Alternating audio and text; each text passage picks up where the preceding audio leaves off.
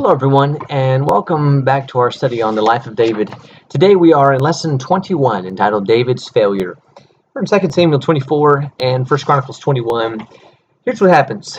The chapter begins, and David commands for a census to be made. Count all the people. And really not all the people. He wants to count the people of war, the men of war, his soldiers. Now, this is not the first time a census has been taken. The book of Numbers is essentially just two censuses, counting of God's people. It's literally called Numbers because you're counting up the number of God's people. And so it's not that this is the first time this has happened, and it's not that necessarily just taking a census itself is wrong. There's a few things here that make this a wrong decision. One is that David didn't inquire of the Lord. He didn't seek the Lord's will on this. And we see kind of behind the scenes in 1 Chronicles 21 and verse 1, it says that Satan moved David. Satan moved David to number the people.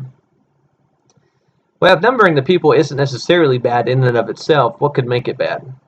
What could make it wrong? I think 2 Samuel 24 and verse 4 gives us an indication of what's going on here, because Joab comes to the king.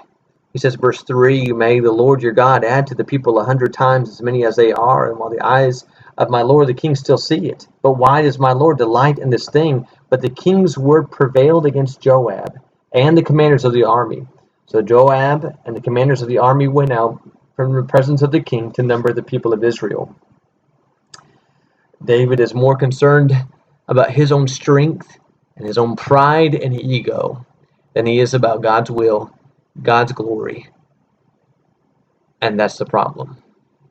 This is an outgrowth of David's pride and arrogance than it is an act of honoring and glorifying God.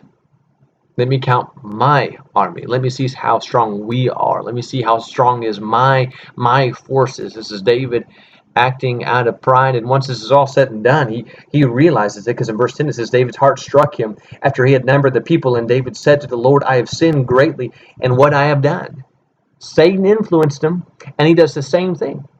Satan does the same thing today as he did then, as he did back in the garden in the very beginning, by striking the ego, by telling people, if you really want this, if you really want this, if you really want to be like God, he told Eve, God's trying to keep you from this, but listen, if you eat this fruit, you'll be just like God.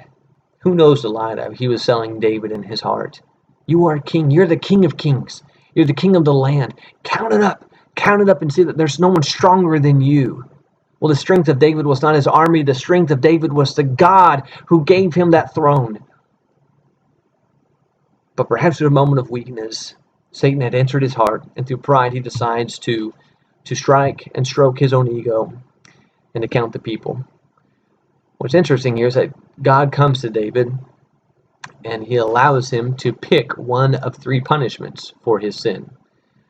That either there will be a famine for 7 years, that he will flee for 3 months from his enemy, or that there will be pestilence for 3 days. What a choice. 7 years, 3 months, 3 days, wars, famine, disease. David couldn't choose. So God does. God chooses. Pestilence for 3 days. And it was so severe that 70,000 people died. But then comes a verse that's fascinating. And that's in verse 16, when it says, "When the angel stretched out his hand towards Jerusalem to destroy it, the Lord relented from the calamity and said to the angel who destroyed the people, 'It is enough. Now relax your hand.'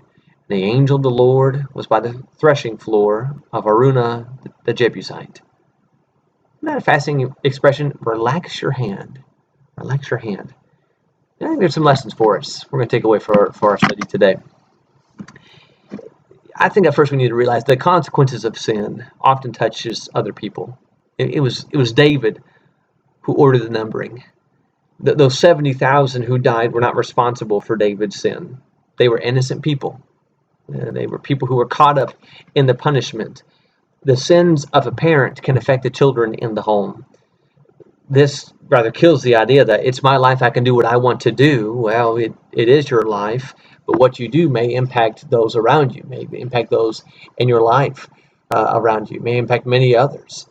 One man's sins can change the lives of hundreds, thousands of others. Something else you see here is that God is very serious about sin. David wasn't supposed to number the people. It certainly would lead to pride and putting more trust in the size of his army rather than the size and the strength of his God. He led the Lord's army. It didn't matter how many there were. That was the point. He knew when he was a young boy, it didn't matter how big he is. It doesn't matter how large the giant is. It doesn't matter how big their army seems to be. The battle doesn't belong to swords and shields. It's not found in chariots and horses. The battle belongs to the Lord. You and I might look at this and think, well, I mean, he probably shouldn't have done it, but it's not really that big. I mean, it's just counting people. It's not a big deal. Well, it was to God. 7 years, 3 months, 3 days. The punishment was serious because sin is serious. Putting these wrongs on the scale is what we tend to do. We say, well, counting people doesn't really compare to what he did in chapter 11 with the adultery, with the lies, with the murder. That's how we see things. But how we see things is not how God sees things. Sin is sin. Sin is wrong. There's not a scale. Sin is wrong, and wrong must be punished, period, no matter what the sin is. Another lesson here is that there's a limit to punishment.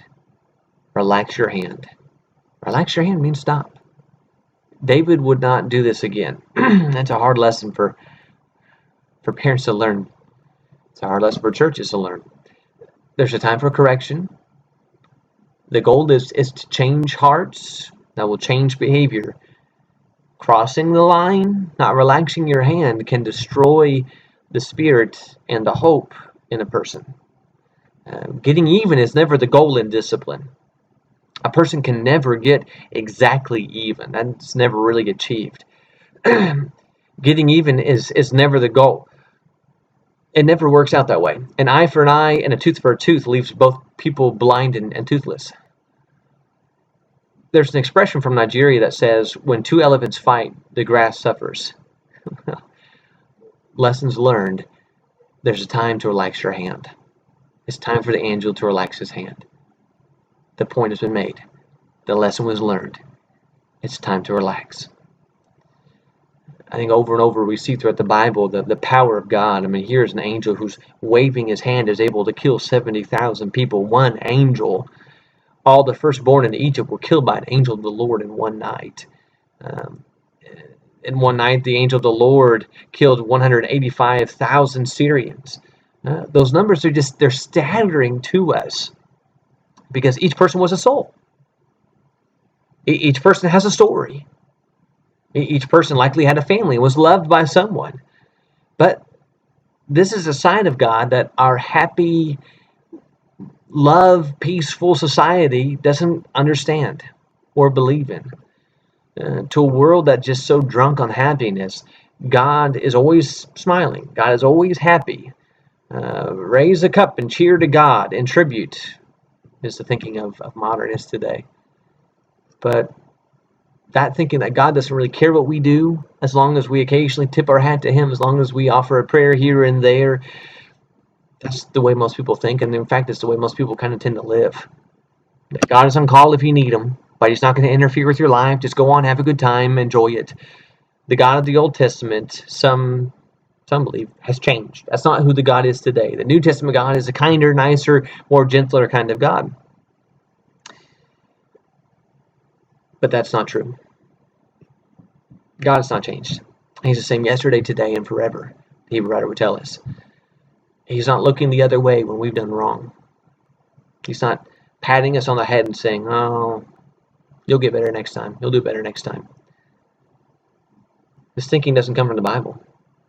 This kind of view of God doesn't come from His Word, from how He has revealed Himself to us. God expects righteousness and holiness. That's our God.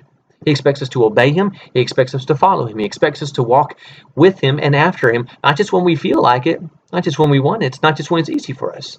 Daniel, in a foreign land, under foreign leaders, continued to pray to God.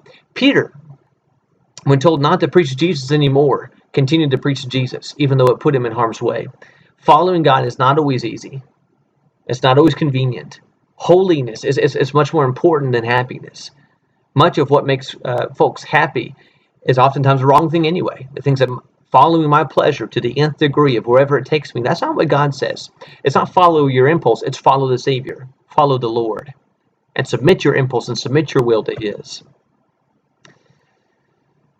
I think another lesson here is what oftentimes seems good to us, seems right to us, doesn't make it good or right to the Lord. Numbering the nation seemed good to David. Seemed like a right decision. I mean, it took nearly a year to do, but it was not what the Lord wanted. That's why Isaiah's words ring so true. My ways are not your ways. And so how you and I might go about doing some things is not necessarily what the Lord authorizes, what He wants. This is why it's so important to stay close to these words, to read these words, to know God's will, and to follow it. Now, I wonder if God has ever said those phrases in our lives. Relax your hands. Relax your hands. Relax your heart. And let me take over your burdens. Relax your fears. And enjoy the creation I made for you. Relax your pushing others. And let my word do what it can. It's powerful. Relax from beating yourself up over guilt and shame, over the disgrace of your past. Allow my abundant grace to forgive you. Relax your hand. There's a time for punishment. There's a time for correction. And then there's a time when the lesson has been learned, and the punishment has been offered, to relax your hand and to bring in mercy and peace and healing. And that's what we ought to strive for. When the Lord teaches us a lesson, are we learning? As parents, there's a time for correction. There's a time to relax our hands, to bring healing, and to bring mercy. The Lord relaxed His hand, and is our hope. David learned his lesson. Thank you so much for studying with me today. I hope these were some interesting and fascinating thoughts for you to think about and to grow from. And I hope you'll continue to join with us. We have one more week in the life of David, just 2 more classes, and we'll be completed with this study. And so come back and join with us and study with us, and we'll wrap up and conclude our study of the life of David. Have a wonderful day, and we'll see you next time.